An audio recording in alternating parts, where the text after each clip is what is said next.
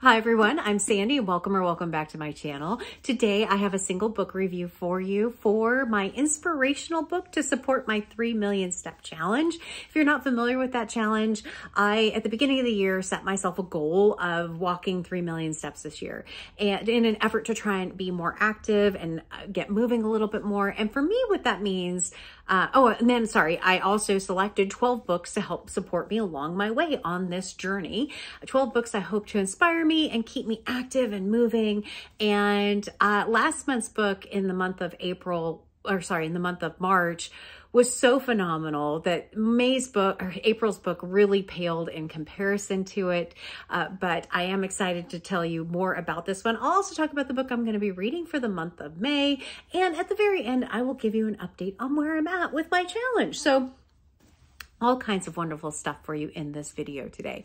All right, the book that I ended up reading was Riverman, An American Odyssey by Ben McGrath. This book, Ben McGrath was at the time of writing this book was a writer for The New Yorker. And he happened to come across someone who was in a canoe in New York and was traveling and really kind of connected with that particular person whose name was Dick Conant. And this is in the early 2000s, in 2014, I believe is the right time frame.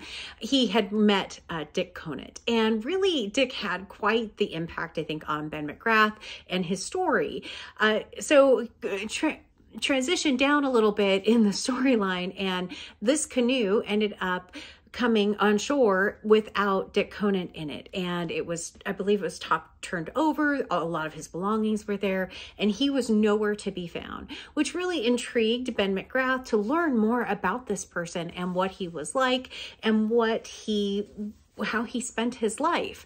And it really goes through a lot of Dick Conant's background and his backstory, his troubling past. He largely was homeless. He had some storage units around. He would go from VA hospital to VA hospital on his trips to try and get medication. He was seen wearing, like coveralls or around town.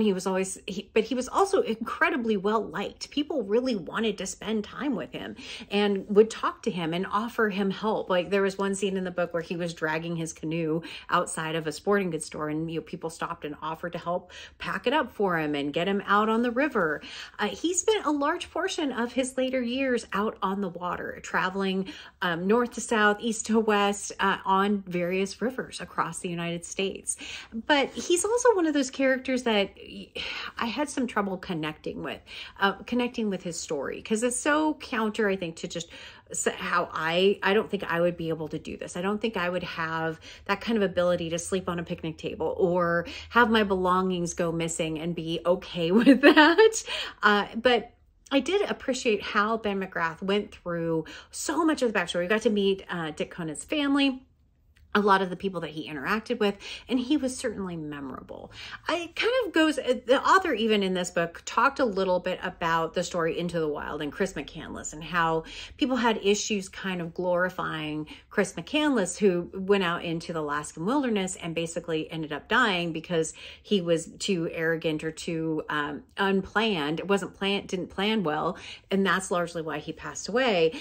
This is kind of that same thing. There's just this air of mystery about him. He always thought he would be fine. He never seemed to really have an issue being wherever he slept or whoever he met. And they never find him. They don't know what happened to him. There's some theories that there was some remains that were found, that it was possible that it could be him. But ultimately he just vanished, and how interesting that is. But I also think it's truly interesting because there's a lot of people that probably would have never noticed that he was gone, but he was clearly an impactful person because Ben McGrath thought enough to track down friends, family, everything in order to write this book. So it wasn't the most inspirational for me personally, especially coming off of reading Between the Two Kingdoms. That book, oh, that was probably going to be one of my top books for the year. So this one had some work to do, and it didn't quite get there for me. It's not that it's poorly written. It's just, I just didn't connect with the main character, the main person who is talked about in this particular story. But that was my inspirational book for the month of April. All right, so what am I going to read in May? In May, I am